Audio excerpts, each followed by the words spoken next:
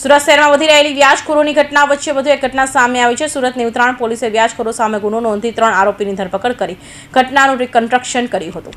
Special drive અવારનવાર યોજવા છતાં વ્યાજખોરોનો ત્રાસ વધી રહ્યો છે, ત્યારે સુરતની ઉત્તરાયણ પોલીસે વ્યાજખોરો સામે ગુનો નોંધ્યો હતો।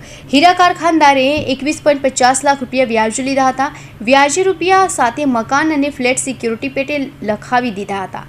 ફરિયાદે 23 લાખ રૂપિયા ચૂકવી દીધા હતા। વ્યાજ સહિત રૂપિયા ચૂકવી દીધા બાદ આરોપીએ 1.50 કરોડની માંગ કરી હતી। ફરિયાદીને વિભત્સ ગાળો આપી મારામારી કરવાની ધમકી પણ આપી હતી। ફરિયાદીએ સમગ્ર વાતચીત રેકોર્ડ કરી હતી।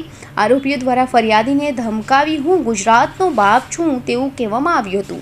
ફરિયાદીએ ઉત્તરાયણ પોલીસ મથકમાં ફરિયાદ નોંધાવી હતી અને ઉત્તરાયણ પોલીસે ફરિયાદના આધારે ગુનો નોંધી તપાસ હાથ ધરી 3 આરોપીઓ વિરુદ્ધ ગુનો નોંધી ધરપકડ કરી હતી। પોલીસે તેઓને લઈને રિકન્સ્ટ્રક્શન પણ કરાવ્યું હતું। કિશોરભાઈ મોહનભાઈ ગોટે। કિશોરભાઈ, ઉત્તરાયણ પોલીસ સ્ટેશનમાં ફરિયાદ નોંધવામાં આવી છે, કોના વિરુદ્ધ છે અને શું કારણ? ભરતભાઈ માધાભાઈ દેસાઈ ને અશોકભાઈ રબારી। મારા ઘણા સમયથી પૈસા લીધા હતા અને 15-20% વ્યાજને ઉઘરાણી કરતા હતા વારાઘણે, અને મારી નાખવાની એવી ધમકી આપતા હતા ઘીરે વારાઘણે આવીને અને મારો પ્લોટ એ પસાવી લીધો છે। કઈ જગ્યાએ પ્લોટ હતો?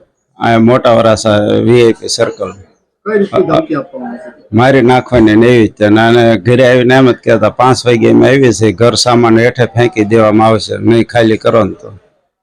ઓડિયો પણ વાયરલ થયો છે, ઓડિયો બોલે છે? હા, એમાં મારી નાખવાની ધમકી જ આપે છે, એમ કે હું ગુજરાતનો બાપ છું એમ। કોણ બોલે છે? અશોકભાઈ। અત્યારે તમે કઈ જગ્યાએ આવ્યા છો? અત્યારે ઉત્તરાયણ પોલીસ સ્ટેશન ફરિયાદ નોંધાવી છે? નોંધાવી દીધી। કઈ પ્રકારની કાર્યવાહી છે? કાર્યવાહી અત્યારે ચાલુ છે। હવે અત્યારે શું માંગ રાખો છો તમે? શું અપેક્ષા રાખો પોલીસ પાસે? પોલીસ પાસે અપેક્ષા રાખું છું હવે ન્યાય અપાવે તો।